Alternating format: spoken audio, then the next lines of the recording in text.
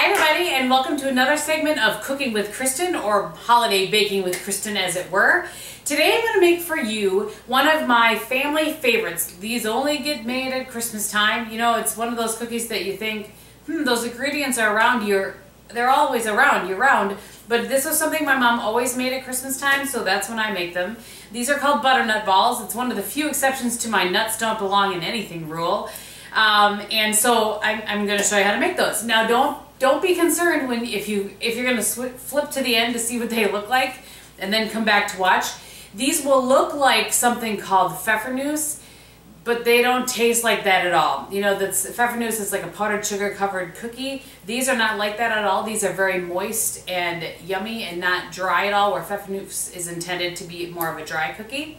So that's what we're going to make today, so let's get going. So the first thing we're going to need is 2½ cups of flour, and I'm just going to put that right in the mixer. And you can do this with your hand, like just stirring with a spoon, which is what I used to do before I had this. You could do it with a hand mixer, whatever works for you.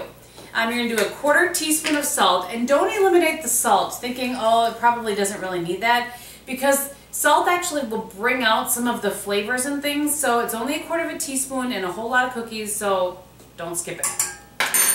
And then you're going to need 3/4 cup of sugar, just white plain old sugar. And then I like to mix those up a little bit. You know, if you have all the pieces of the KitchenAid there to do it. So I'm just going to mix those together. All right, and now you're going to add to that a cup of butter. And I like to, so I'm grabbing a knife, I like to just kind of break the sticks into, 2 or 3 chunks. It just makes it a little bit easier for the mixer to mix up, especially if you're doing this by hand. I would break it into chunks. Or if you're doing it with a hand mixer, it's just easier, no matter how you're doing it.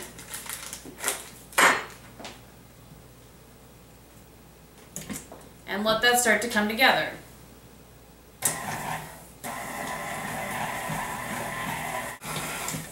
One thing to note is that you always want to start your mixer, if you're using a hand mixer or one of these, on a lower level. Otherwise you're going to get a big poof of flour and whatnot in your face. So start low and then work it up to a higher speed.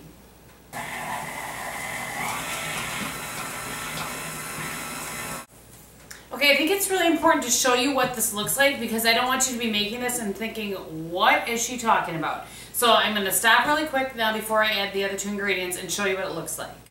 So see how it's real powdery, and you're going to be like, seriously, how's that ever going to make a cookie? But I promise I will show you, but I just wanted to make sure that you saw what it looked like so you weren't thinking I was crazy in the head.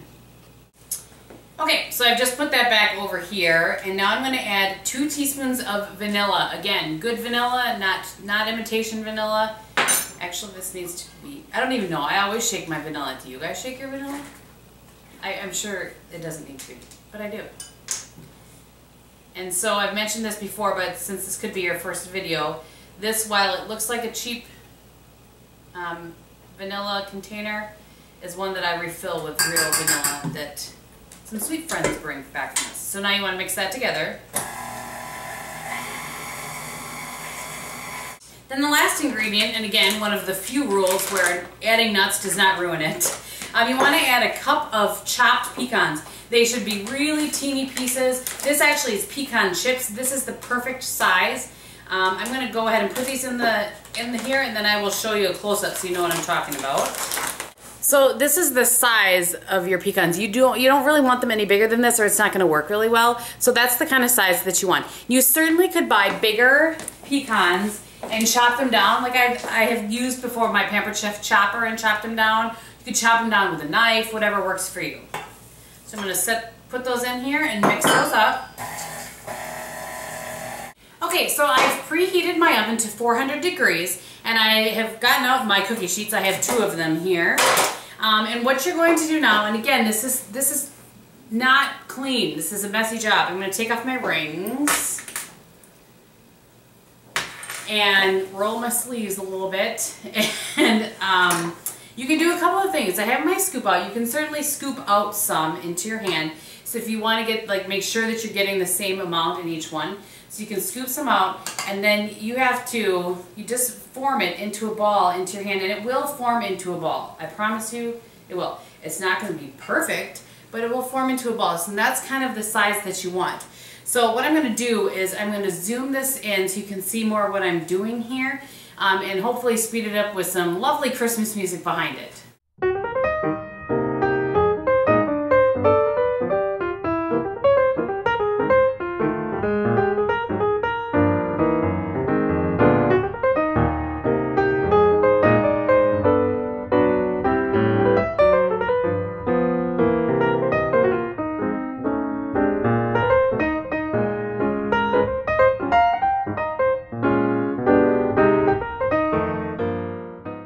So I have my 2 trays, and I'm able to fit 15 on a tray only because these don't spread out or anything. They're going to look the exact same when they come out of the oven as they go into the oven.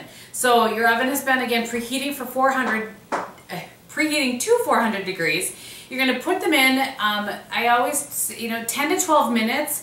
But it depends on your oven, and it depends on the size of the cookie you made. So if you made them a little bit smaller, you want to go less time. So I always start at 9 minutes, and then I work my way up from there. Make sure that you do not grease the cookie sheet. If you grease the cookie sheet, your cookies are going to burn in a quick minute.